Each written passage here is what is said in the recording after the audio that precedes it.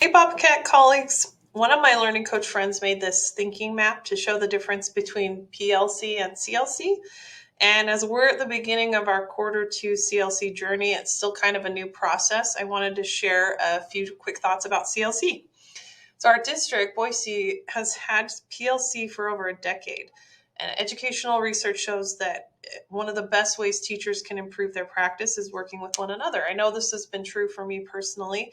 When I started having student teaching interns in my classroom, it really forced me to look more closely at what I was doing and why.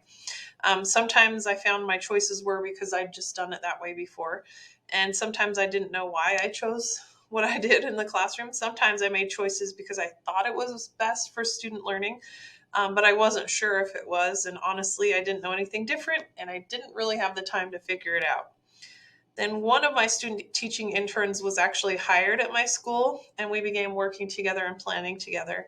And that was one of the best things that happened to me professionally. With a safe thinking partner and a colleague to work with, I really improved as an educator.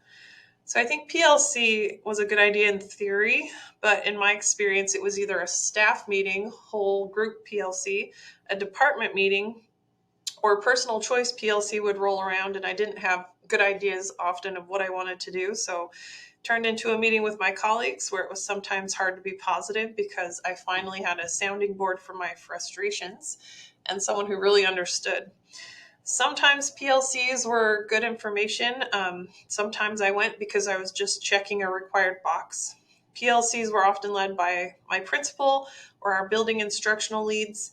And after PLCs, most of the time I went back to my classroom and I just kept doing what I'd always done, trying to keep my head above water with all I had going on as a teacher. So, in other words, PLC meetings for me often felt forced. They were kind of disjointed and all over the place, and they didn't leave me with anything actionable or change my teaching practice much.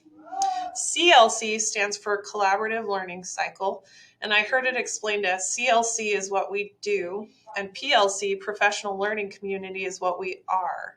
So that made sense in my mind. CLC is what we do. We meet collaboratively as a group of professionals to improve student learning. And it's centered around these questions in the middle of this thinking map. I love the flexibility with a CLC model. We choose when we want to meet. We choose who we want to work with. We choose the problem of practice we want to work on. CLC to me feels less jointed than PLC did because we're focused around that problem of practice. And there's still the hazard that this mandated meeting with colleagues can be less than productive and less than positive. But I do believe in this process as a way to improve our teaching practice and that it can be meaningful and worth it. Right now it's new, and new is always hard, and it's going to take some time and giving it a chance. I think one important caveat is to choose a problem of practice focus that you're actually interested in and that's authentically going to make a difference in student learning, something that you can actually try in your classroom. Keeping your CLC discussion focused on this problem of practice and on student learning, not just theoretical talk or even legitimate frustrations, may make CLC more meaningful than PLCs in the past. I'm hoping that the CLC protocol and note catcher documents we provided have been helpful to guide your groups. I know this process might seem overwhelming and like more work than when we're already stressed out, especially in this post-pandemic climate of student apathy and sub shortages. So just slow it down and simplify. Try to implement one thing to improve student learning in your classroom this cycle.